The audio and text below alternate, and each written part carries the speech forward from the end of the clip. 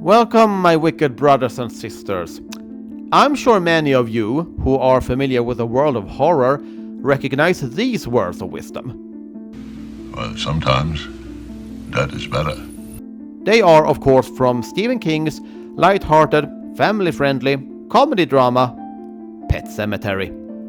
Now, this is not going to be an analysis of the actual plot of the novel or movies, because it wasn't really the story itself that made me want to create this painting in the first place.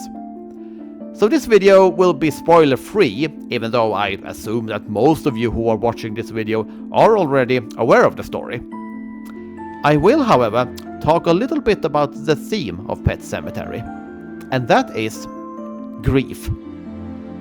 A tragic loss is devastating, and it can shatter a person's entire being. Time heals all wounds is one of the world's greatest lies, but one thing you can do is to accept, be vulnerable, and honor the good memories by continue living the best you can.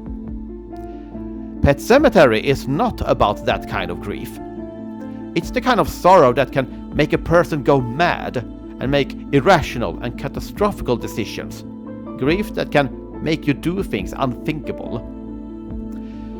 Since there are supernatural elements in the story, the words "sometimes the dead is better" means that death and grief should be left alone and not to meddle in things that are beyond your control. Accept and mourn in peace. So when I was thinking about creating this painting, the question was, what motive should I use? How do I convey the meaning of that quote?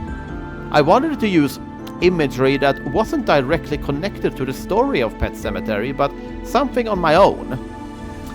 Then it hit me, like divine inspiration. Dolls. Do you like dolls? Me neither. What sane person would? Are those lifeless entities, like corpses of children, supposed to be objects of sweet innocence? Anyway, this idea wasn't actually a conscious decision right away, but I realized you could actually make a connection to the story, since a great part of the plot revolves around a very young child, a toddler, so dolls felt like the natural progress.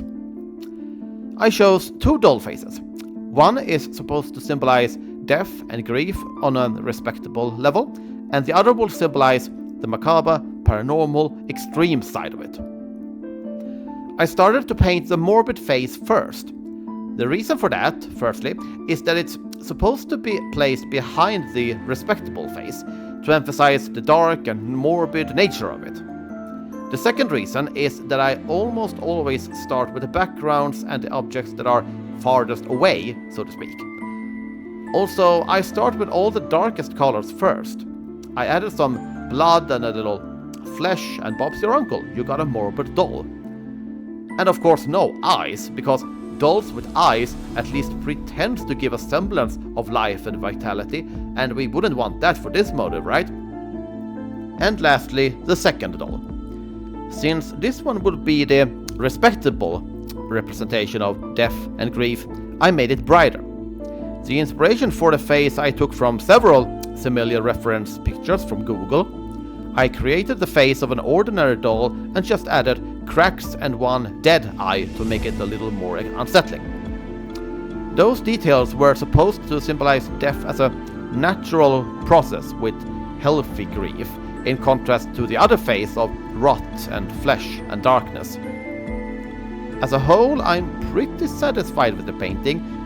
Maybe I feel that the respectable face is a little off. Maybe the shadows are a little too dark. What do you think? I might change it up a little in time, but right this moment in the space-time continuum, I consider it finished. Anyhow, this is the end of this video. If you want to see more videos related to art and horror, feel free to subscribe to my channel.